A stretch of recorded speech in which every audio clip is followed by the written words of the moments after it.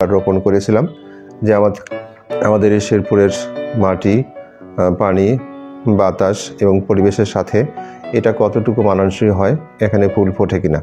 আলহামদুলিল্লাহ আমরা সফলভাবেই এটা ফুল ফোটাতে সক্ষম হয়েছি। এই যে সামনের যে ফুলগুলো দেখতে পাচ্ছেন, এটা এই শেরপুরের মাটিতেই উৎপন্ন টিউলিপ ফুল। তো আলহামদুলিল্লাহ আমরা অন্তত সবাইকে দেখাতে পাচ্ছি যে আমাদের দেশেও এই টিউলিপ ফুল ফুটতে পারে।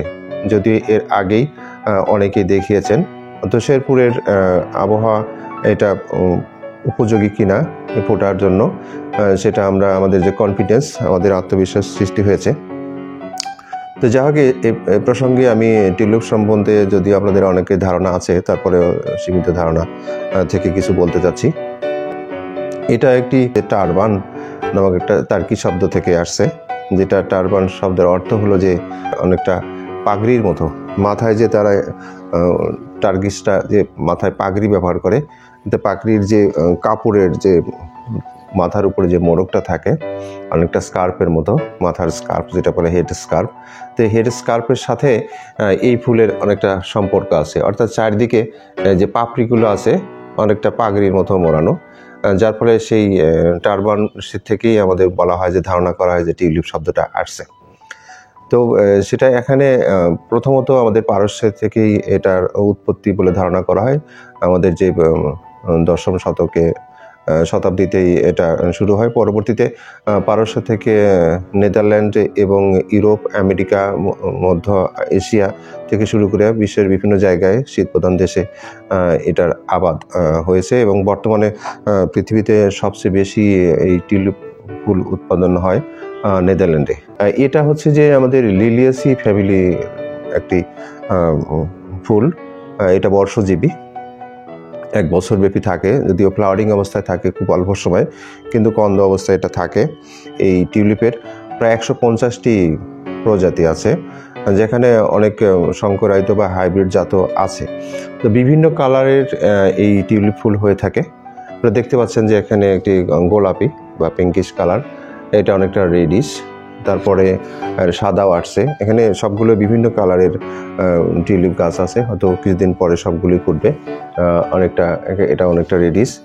তো প্রায় মেইনলি 6 কালারের হয়, শুধুমাত্র ব্লু ছাড়া অন্যান্য অনেকগুলো কালারই হয়ে থাকে। এক একটা ফুলের কালার, টিউলিপের এক একটা ফুলের কালার এক একটা অর্থ মিন করে। বিশেষ করে রেড, এটা সবসময় ভালোবাসার প্রতীক হিসাবে মিন করে। রেড যেটা, সেটা আবার গোলাপিটাও একটা মিন করে।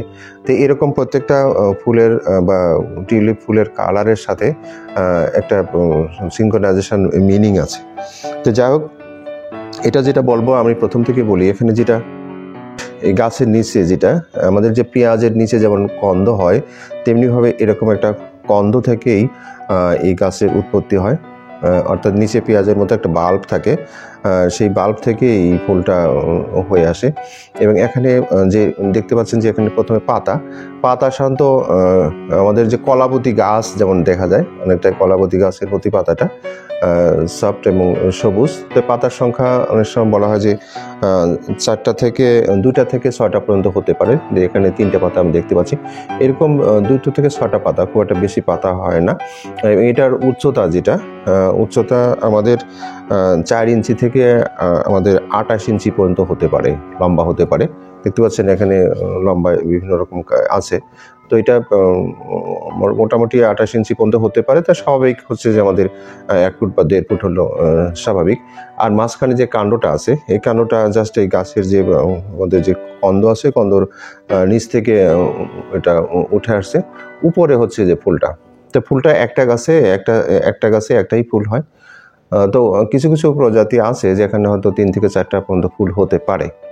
তো যাক, এই ফুলটা স্বাভাবিক একটি পরিপূর্ণ ফুল, অর্থাৎ একটা সপুষ্পক উদ্ভিদে সম্পূর্ণ ফুলে যে সমস্ত বৈশিষ্ট্য থাকার কথা, এখানে যে কোনো পার্টস থাকার কথা সবগুলো এখানে আছে। যেমন এখানে চারিদিকে দেখতে পাচ্ছেন পাপড়ির ভেতরে আছে আমাদের যেটা পুংকেশর এবং স্ত্রীকেশর, সবগুলো এখানে আছে। পাশাপাশি স্টকটা আছে। এখানে 6টা হচ্ছে যে আমাদের পাপড়ি, সেপাল পেটাল একই রকম দেখা যায়, যার ফলে এটা 6টা, এবং ভিতরে আছে আমাদের হলো যে 6টা আমাদের পুংকেশর, এবং মাঝখানে আমাদের স্ত্রীকেশর একটি আছে। তো এটার কিন্তু যেহেতু কমপ্লিট ফুল, যার ফলে এখানে অটোমেটিক পরাগায়ন হয় এবং ভিতরে বীজও হতে পারে, বীজও হয়, তবে যদিও বীজ থেকে গাছটা হয় না। তো যাই হোক, এটা নর্মাল আমাদের যে লিলিয়াসি ফ্যামিলিভুক্ত যে আমাদের অন্যান্য গাছ আছে সেগুলোর মতোই, তবে এটা একটা বিশেষত্ব হচ্ছে একটা নিম্ন তাপমাত্রায় এইটার গাছের ফুলটা ফোটে আর কি।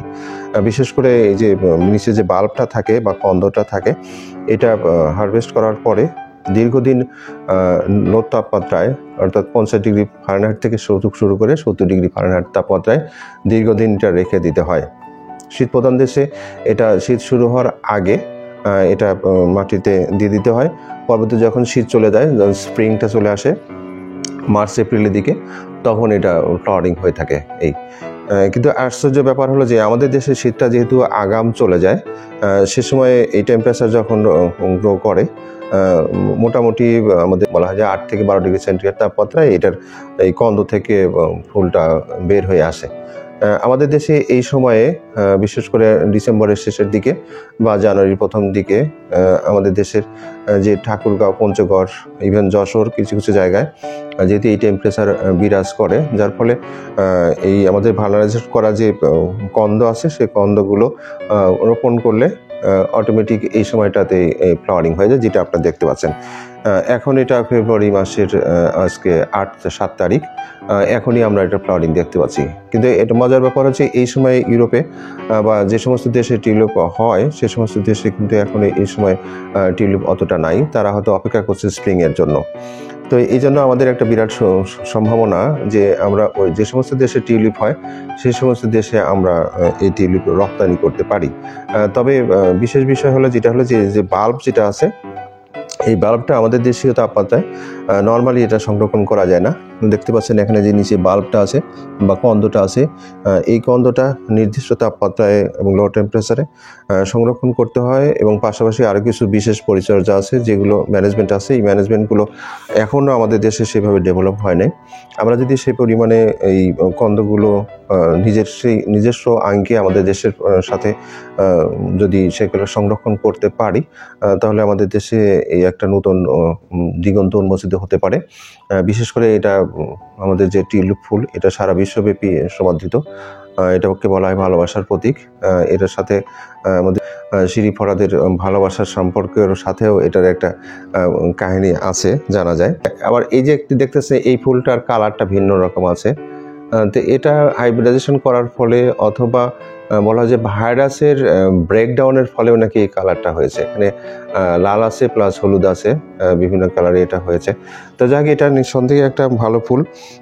তা আমরা এখন স্বয়ংসম্পূর্ণ হয়েছি খাদ্য উৎপাদনে। পুষ্টির অভাব পূরণ করার জন্য আমরা চেষ্টা করছি।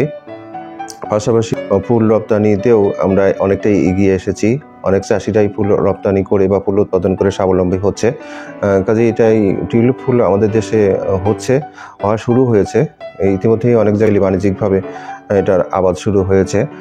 তো যারা আগ্রহী আছেন অথবা যারা কর্মসংস্থান করতে চান বা ফুলকে ভালোবাসেন, তারা যেমন সীমিত পরিসরে ছাদ বাগানে বা আমাদের নিজস্ব বাসায়, সেটা হচ্ছে এবারে বাসার ভেতরে বা বাইরে বেলকনিতে বা ছাদে যে কোনো জায়গায় সৌন্দর্য বর্ধনের জন্য এই টিউলিপ আমরা চাষ করতে পারি। যদিও এখন সম্প্রতি কন্দগুলো বাইরে থেকে আনতে হচ্ছে, এটা যথেষ্ট কস্টলি।